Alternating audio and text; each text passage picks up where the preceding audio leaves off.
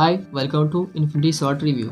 आज ना तो हम रिव्यू करेंगे और ना ही कोई फिल्म की बात करेंगे। आज हम सीधे बात करेंगे इंडियन सिनेमा के फ्यूचर की।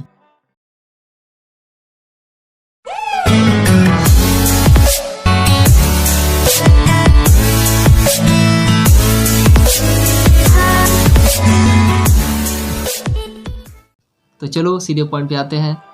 कई टाइम पहले ऐसा था कि हमारे इंडियन सिनेमा में जब भी कोई फिल्म बनती तब कोई भी ये जानने की कोशिश ही नहीं करता कि यह फिल्म को डायरेक्ट कौन कर रहा है, इसे प्रोड्यूस कौन कर रहा है, यह फिल्म किस बैनर तले बनाई जा रही है, या इस फिल्म का बजट क्या है। पर अब इंटरनेट का ज़माना है तो सबको मालूम चल ही जाता है कि कौन सी फिल्म कब बन रही है, इसका बजट क्या है, कब रिलीज़ किया जाएगा। कहने का मतलब है कि ऑडियंस की एक पैनी नज़र बनी रहती है।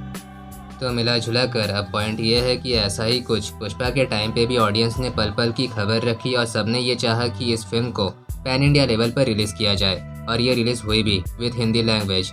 लेकिन कुछ समय पहले कुछ फिल्म मेकर्स या मेकर्स का ये मानना था कि कोई भी साउथ हिंदी डब मूवी अगर थिएटर में रिलीज़ होगी तो उसे कोई भी नहीं देखने आएगा। लेकिन अब ऐसा है कि जब से गोल्डमैन टेलीफिल्म्स, आरगे Digital, Aditya Movies, AD Wise Media जैसी डबिंग स्टूडियो ने साउथ मूवीज़ को डबिंग राइट्स खरीद कर उसकी डबिंग करवा कर जब से शुरू किया है रिलीज़ करना धीरे धीरे, तब से ही ऑडियंस का धीरे धीरे सभी साउथ मूवीज़ को देखने के प्रति ऐसा क्रेज़ क्रिएट हुआ कि 100 में से 80 लोगों ने बॉलीवुड मूवीज़ को देखना ही छोड़ दिया। और अब वो साउथ की हर फिल्में पैन इंडिया लेवल पर रिलीज़ होते हुए देखना चाहते हैं। इसका सबसे पहला सबूत बाहुबली था, दूसरा KGF और तीसरा पुष्पा द राइज है। अल्लू अर्जुन ने पुष्पा द राइज से सबको हिला के रख दिया, पर अब वो दूसरा झटका भी बहुत जल्द बॉलीवुड को देने वाले हैं, और वो है अला वैकुंठपुरम का हिंदी डब्ड वर्जन। इस हिंदी डब्ड वर्जन के टॉपिक पर मैं थोड़ी देर में आऊँगा, पर अभी के लिए अल्लू अर्जुन का जो क्रेज़ का अंदाज़ा है इस बात से नहीं लगाया जा सकता कि हर बच्चा उनको जानता है, बल्कि इस बात से लगाया जा सकता है कि बड़ी से बड़ी बिग बजट मूवी के आगे, जैसे स्पाइडरमैन नो वे होम या फिर 83 जैसे बड़ी फिल्मों के आगे भी ये फिल्म टिकी रही और ताबड़तोड़ कमाई की, वो भी बिना रुके 100 करोड़ का आंकड़ा भी पार किया हिंदी बेल्ट के अंदर। क्या मुन्ना, सारा लाइन मैं ही बोलूँगा क्या, तू कुछ नहीं बोलेगा? अरे बोलता हो ना भैया, टेंशन काहे को लेते हो। हाँ, तो हम ये कह सकते हैं कि अल्लू अर्जुन को चैलेंजिंग एक्ट पसंद है, जैसे पुष्पा, झुकेगा नहीं मैं साला। पुष्पा, अगर तुम झुकोगे नहीं तो जूते कैसे पहनोगे? हाँ?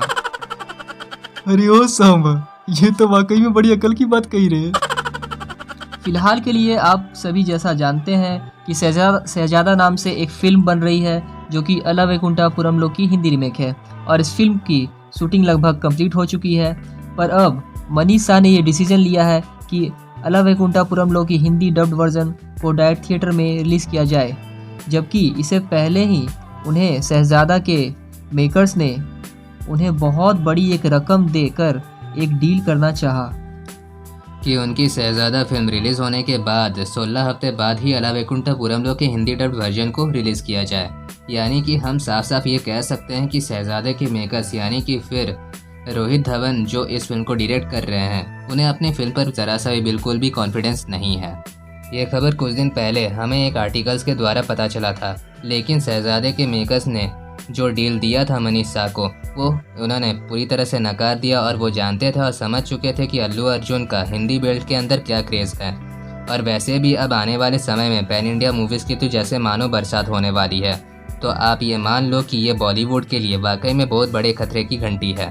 और जब तक साउथ से सभी सुपरस्टार धीरे धीरे हिंदी बेल्ट के अंदर स्टैब्लिश नहीं हो जाते, तब तक के लिए ही चंद मौके बॉलीवुड के पास है कुछ अच्छे फिल्मों का हिंदी रीमेक करके बिजनेस करने का। और अब हम शहजादे फिल्म की बात करें तो वो अला वैकुंठपुरम लोग का जैसा अल्लू अर्जुन ने जैसा परफॉर्मेंस उसमें दिया था, वैसा ही परफॉर्मेंस शायद ही कार्तिक आर्यन दे पाएंगे, क्योंकि जब इस फिल्म को हिंदी डब वर्जन में रिलीज़ किया जाएगा तब मुझे नहीं लगता कि इस अला वैकुंठपुरम लोग के हिंदी डब वर्जन को देखने के बाद कोई शहजादा को देखने के लिए जाने वाला है। और इसकी सबसे बड़ी वजह है अल्लू अर्जुन के प्रति हिंदी ऑडियंस के अंदर क्रेज़। तो अब बॉलीवुड में थोड़ा थोड़ा नहीं बल्कि बहुत ज़्यादा ही बदलाव की ज़रूरत है। अब बॉलीवुड के मेकर्स को भी साउथ के मेकर्स की तरह 2-4 कदम के आगे की सोचने की ज़रूरत है, और अगर उन्होंने ऐसा नहीं किया तो हो सकता है कि आने वाले समय में वो साउथ फिल्मों के आगे टिक ना पाए। और अगर साउथ के सभी सुपरस्टार एक बार सिर्फ पैन इंडिया लेवल पर स्टैब्लिश हो गए तो फिर रीमेक करने के मामले में बॉलीवुड को बहुत ही बुरी तरह से धराशायी होना पड़ेगा। और ऊपर से पैन इंडिया मूवीज़ की बातें अगर हम साइड में रख भी दें तो भी बॉलीवुड मूवीज़ को एक तरफ से देखा जाए तो वेब सीरीज़ लगातार टक्कर दे जा रही है। कहने के लिए बहुत सारी बातें हैं, पर अभी के लिए ओवरऑल में एक ही लाइन में अगर मैं बोलूँ तो बॉलीवुड को अब बहुत ज़्यादा सतर्क होकर और बहुत ज़्यादा कुछ अलग सा हट कर सोचने की ज़रूरत है। और कुछ इम्पोर्टेंट स्टेप अगर समय पर नहीं लिया तो आने वाले समय में नतीजा वाकई में बहुत ही खतरनाक हो सकता है। तो आज की बात हम यही ख़त्म करते हैं, पर आप हमें कमेंट सेक्शन में ज़रूर बताना कि आप बॉलीवुड मूवीज़ और साउथ की मूवीज़ को लेकर क्या ओपिनियन रखते हो, और बॉलीवुड को साउथ की रीमेक करनी चाहिए या नहीं करनी चाहिए, और अगर नहीं करनी चाहिए तो कैसी फिल्मों की रीमेक करनी चाहिए, ये आप हमें ज़रूर बताना।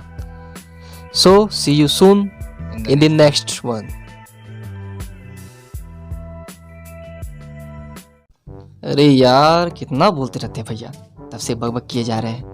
वीडियो ख़त्म हो गया, कोई बताओ इनको। क्या कुछ बोला क्या तुमने?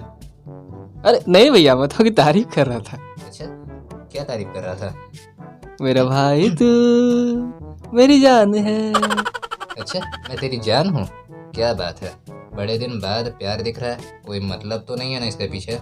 कभी कभी झूठ बोलना पड़ता है भैया, आप नहीं समझोगे। क्या बोला?